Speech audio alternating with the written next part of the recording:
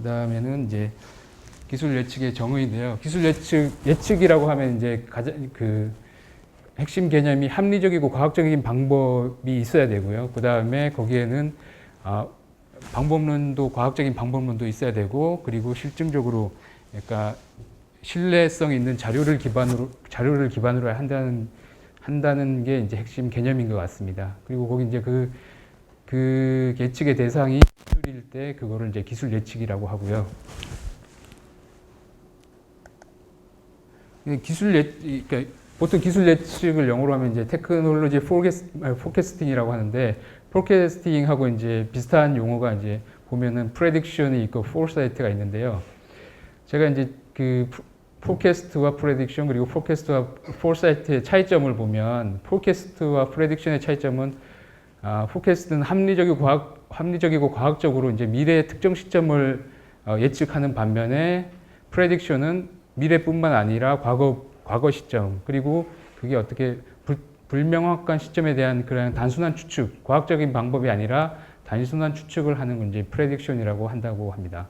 그 다음에 이제 포캐스트하고 포사이트를 보면, 포캐스트가 이제 단기나 중기적인 어떤 좀 약간 가까운 미래를 예측하는 반면에, 포사이트는 상대적으로 좀 장기적인 미래를 예측하고, 그리고 이제 좀 더 차이점이, 포캐스트가 단순히 기술 예측에 그치는 반면에 포사이트는 기술 예측을 한 이후에 그 기술 예측에 따라서 그러면 현재 그 기업이나 아니면은 개인들이 그 기술에 따라서 어떤 대응을 해야 될지 약간 전략적인 측면까지 포함된 게 포사이트라고 할 수 있습니다.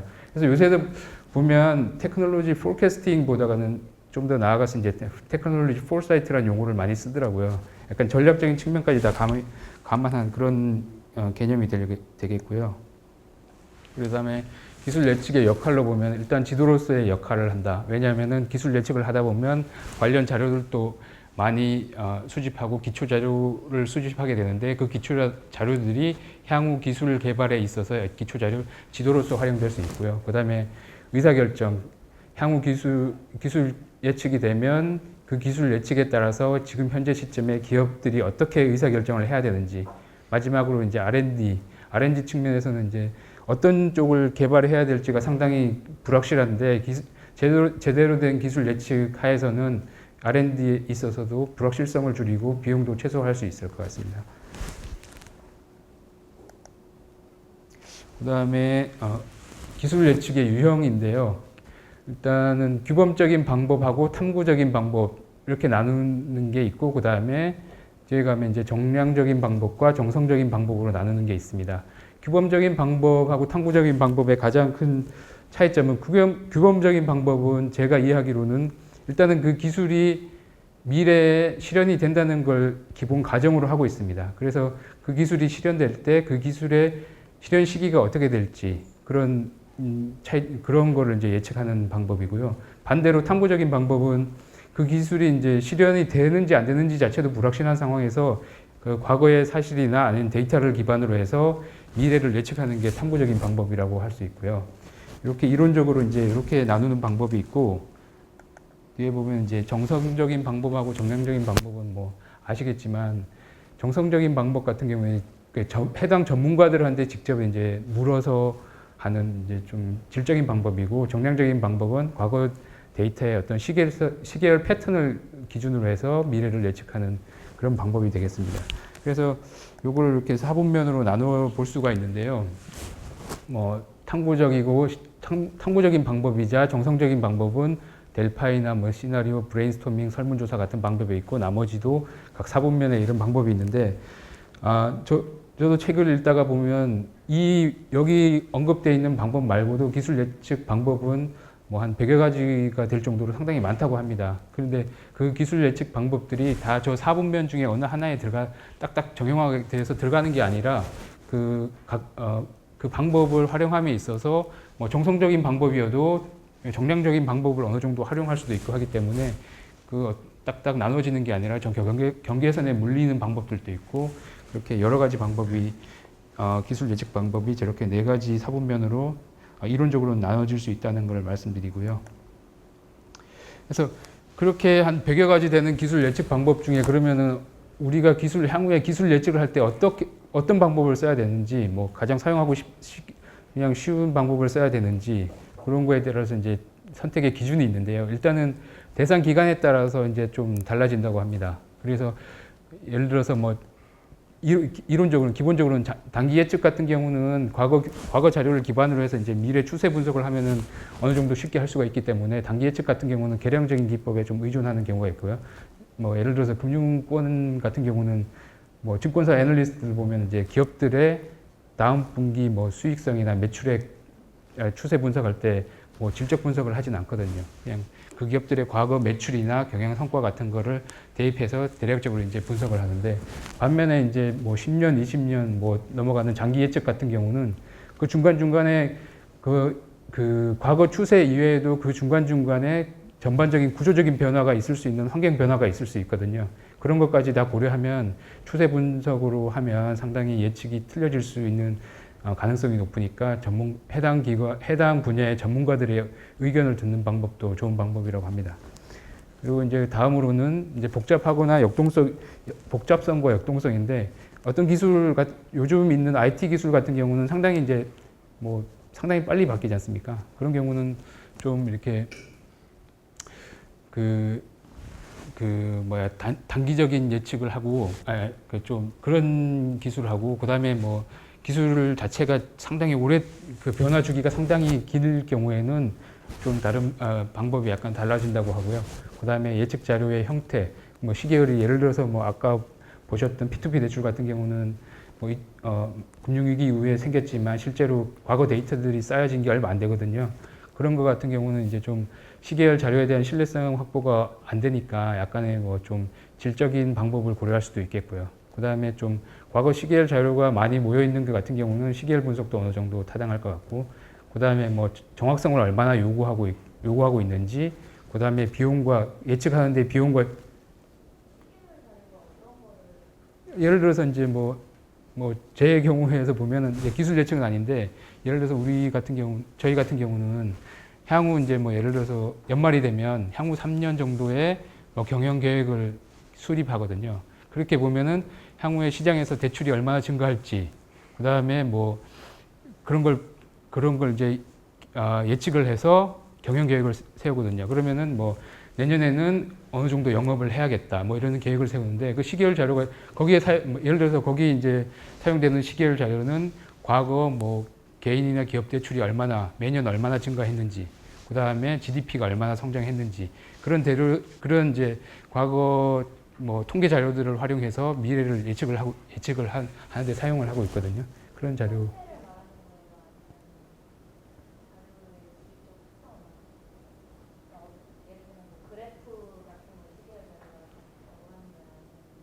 숫자가 시계열 자료.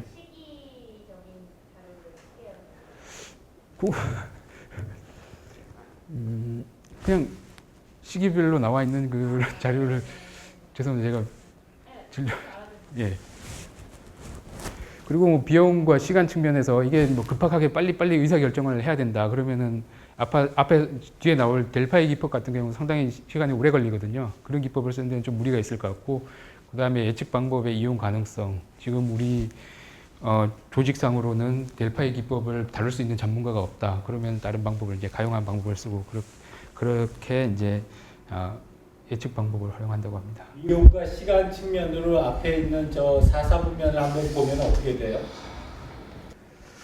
여기서 제가 알기로는 이제 델파이 기법은 좀 이따 설명하겠지만 그 전문가들 풀을 만들어서 설문조사를 한 번 하는 게 아니라 했다가 결과를 받고, 그 다음에 그 결과를 통계로 정리해서 또 이제 하고 막 그러거든요. 시간이 상당히 오래 걸리거든요.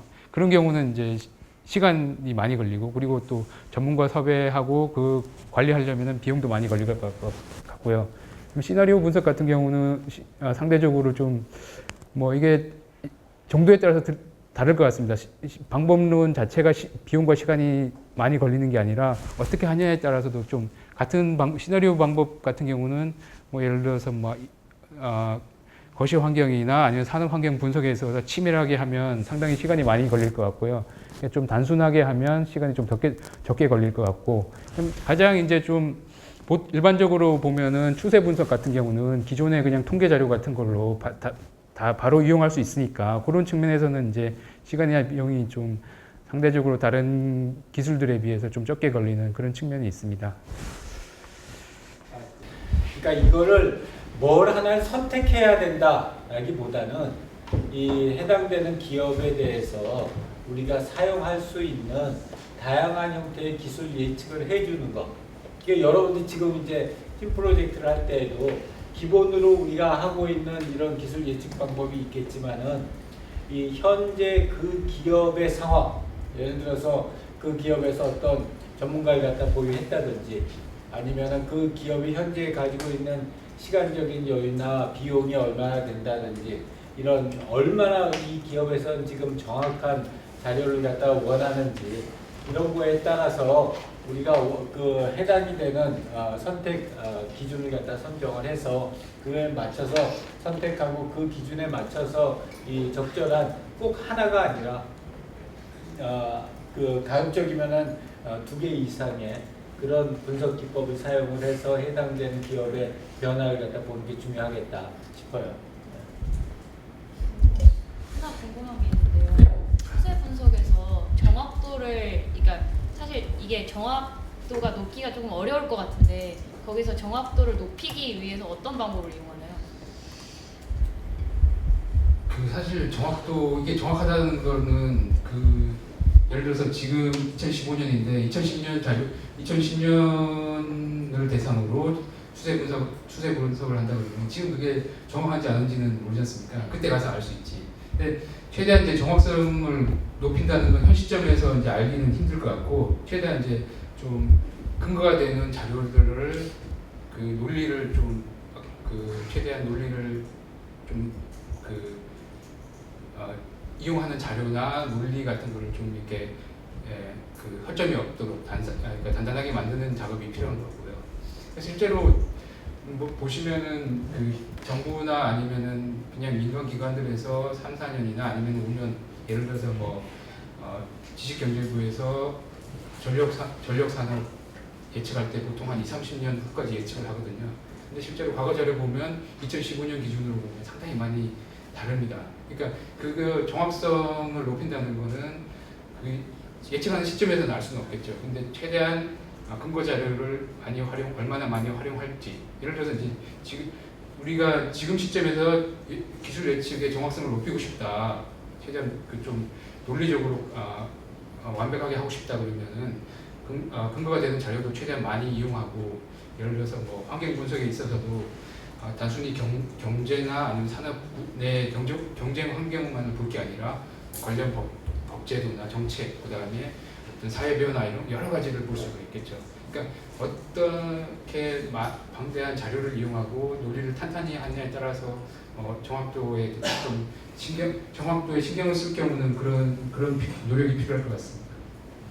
좋은 질문, 아주 좋은 질문이에요. 그래서 보통 이제 우리가 이런 예측 방법에서의 정확도를 갖다 높이기 위한 방법들을 갖다가 이야기할 때 가장 많이 얘기하는 게 트라이앵귤레이션, 삼각점법이라는 걸 가장 많이 얘기들을 해요. 그러니까 이게 뭐냐면 어느 하나의 기법이 가지고 있는 정확도를 높이는 거는 아무래도 상대적으로 한계가 있기 때문에 트라이앵귤레이션이라는 거를 통해서 결국 트라이앵글에서 쉽게 얘기하면 다양한 방법으로 본다는 건데 다양한 방법을 통해 가지고 다양한 방법들이 예측하고 있는 포인트가 얼마나 한 점으로 수렴하느냐를 갖다 보는 거예요. 그래서 트라이앵귤레이션 여러 가지 종류가 있지만 크게 3가지 트라이앵귤레이션 얘기를 한다면은 첫 번째는 자료의 트라이앵귤레이션. 그러니까 트라이앵글 삼각점이니까 내가 지금 예측에 필요한 자료를 얼마나 다양한 자료를 쓰고 있느냐. 그래서 예를 들자면은 아까 우리 표에서 나왔던 것처럼 시계열 분석을 한다는 건 결국 세컨더리 데이터를 쓴다는 거예요. 그러니까 그런 세컨더리 데이터 그리고 전문가 인터뷰, 델파이는 엄밀한 의미에서 전문가 인터뷰니까 전문가 인터뷰 그리고 예를 들어 가지고 나와 있던 방법 중에 무슨 기술 추리 이런 거 하는 논리적인 그런 전개 방법이란 말이에요. 그래서 이제 이런 걸 통해서 다양한 소스 데이터를 확보하는 것, 그게 첫 번째고, 두 번째는 다양한 분석 방법을 쓰는 거예요. 똑같은 데이터를 가지고 와서도 내가 그 데이터를 갖다가 어떠한 방법으로 분석하느냐에 따라서 그 다양한 형태의 결론이 도출될 수 있기 때문에, 두 번째는 분석 방법을 뭘 쓸 것이냐, 뭐 시계열 분석을 할 거냐, 아니면 추세 분석을 할 거냐, 회귀 분석을 할 거냐, 이런 것들도 다 동일한 뉴메리컬한 데이터지만 걔네들을 갖다 어떻게 분석할 거냐 하는 걸 트라이앵글레이션을 하는 거고, 그 다음에 이제 세 번째로 또 사람들이 많이 추천하는 것 중에 하나는 분석자도 트라이앵글레이션이에요. 그래서 예를 들어서 이렇게 세 명이 한 팀이다. 그러면 우리 이규혁 씨 한 팀, 또 우리 한 팀, 또 한 이렇게 해가지고 3명 정도가 다른 시각에서 분석을 해보고 그랬을 때 결과가 어떻게 나오느냐 이런 것들을 보는 것도 트라이앵글레이션. 그래서 이제 그게 나중에 이제 여러분들이 대학원 퀄리테이티브 리서치를 갖다 배우면은 거기서 이런 내용들을 갖다가 트라이앵글레이션이라는 제목으로 우리가 그 방법론 강의를 해.